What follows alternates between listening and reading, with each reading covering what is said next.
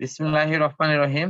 আমাদের পর্যায় সারণী অংশে মাধ্যমিক শ্রেণীর যে অনলাইন ক্লাসটি আমি নিচ্ছি সেখানে ইলেকট্রন বিন্যাস থেকে পর্যায় সারণীতে মৌলের অবস্থান নির্ণয়, এটি খুবই খুবই গুরুত্বপূর্ণ একটি প্রশ্ন এবং এটি পরীক্ষাতে খুবই আসে, অনেক অনেক বেশি আসে এবং আশা করছি যে এটি মানে ফাইনালি আসার একটা সম্ভাবনা আছে। তো আমরা একটু ফার্স্ট দেখি যে পর্যায় সারণীতে মৌলগুলো নির্ণয় অবস্থান নির্ণয় করার ক্ষেত্রে আমাদের কি কি নির্ণয় করতে হবে। আমাদের প্রথমে নির্ণয় করতে হবে হলো পর্যায় সংখ্যা নির্ণয়। আমরা পর্যায় সংখ্যা কিভাবে বের করব? কোন মৌলে ইলেকট্রন সংখ্যা যতটি আছে তার পর্যায় কিন্তু ঠিক ততটি হবে। এটা কি ঠিক আছে? জি স্যার। দ্বিতীয় অপশন হলো তাহলে পর্যায় সংখ্যার সাথে আমাদের ওই ইলেকট্রনের স্তরের কিন্তু মিল আছে। এরপর আছে শ্রেণী নির্ণয়। শ্রেণী নির্ণয় করার ক্ষেত্রে আমরা তিনটি রুলস ফলো করি, একটি এস ব্লক ধরে, একটি পি ব্লক ধরে, আর একটি হলো কি ডি ব্লক ধরে। পর্যায় সারণী সাধারণত ক্ষার ধাতু যে মৌলগুলো আছে 1 এবং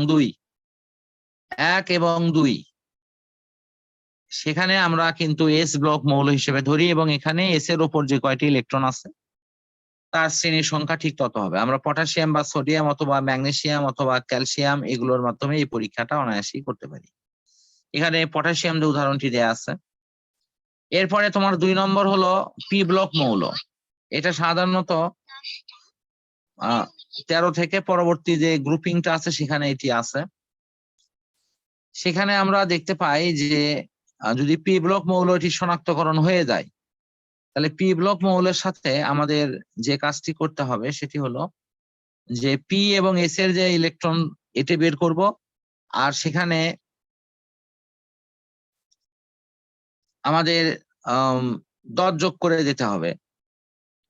যদি ডি ব্লকটি আমাদের থাকে তাহলে ডির দর যোগ করে নিতে হবে, আর ডি ব্লক না থাকলেও আমরা দর যোগ করে দেবো। পির ক্ষেত্রে দর যোগ করতে হবে, এটি আমাদের সবসময় মনে রাখার প্রয়োজন আছে।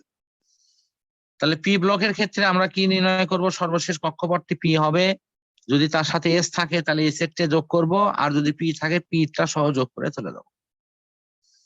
নেক্সট অপশন, এটা হলো ডি ব্লক মৌল। ডি ব্লক সাধারণত 3 থেকে 12 পর্যন্ত এই মৌলগুলোকে ডি ব্লক মৌল বলা হয়। এদের সন্নিবেশ সমযোজী বন্ধন তৈরি করে, রঙিন যৌগ তৈরি করে, এবং এদের ক্ষেত্রে বিশেষত্ব হলো এইটুকু যে ডি ব্লক মৌলে সাধারণত আমরা সর্বশেষ শক্তি স্তর যদি দেখি যে এস আছে তার সাথে ডি আছে, তাহলে এস ডি এই দুটা মানে ইলেকট্রন যে স্তরে আছে সেগুলো যোগ করে আমরা এর গ্রুপ সংখ্যা কিন্তু অনায়াসে নির্ণয় করতে পারি। আমরা উদাহরণ হিসেবে লোহার উদাহরণটি দিতে পারি এবং এটি মনে রাখার আমাদের জন্য অনেক সহজ হবে।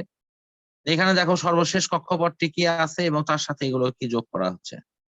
আমাদের একটি বিভ্রান্ত কিন্তু এখানে হয় যে সর্বশেষ কক্ষপথে দেখা যাচ্ছে এখানে এস আছে,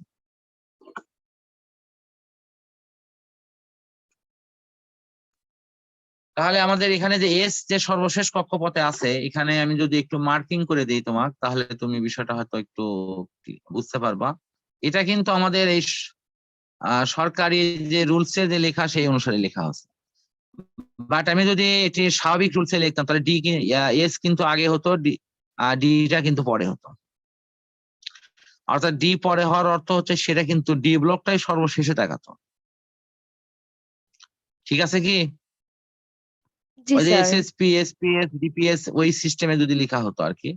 তো সেই জন্য এখানে কিন্তু অনেক সময় দেখা যাচ্ছে যে বিভ্রান্ত হবে যে এসটা শেষে আছে, এবং অনেকেই এটাকে ডি ব্লক মৌলটাকে এস হিসেবে লিখে দিয়ে যায় এবং যে কারণের জন্য নম্বর কিন্তু পায় না। তো ডি ব্লকের ক্ষেত্রে আমাদের সবচেয়ে ভালো উদাহরণ হলো তোমার লোহার উদাহরণটি মনে রাখলে ইনশাল্লাহ এর ব্যাখ্যাটি করা সম্ভব। আজকে এটা এই পর্যন্তই থাক, আমরা নেক্সট দিনে ইনশাল্লাহ পরবর্তী অংশগুলো নিয়ে কথা বলবো।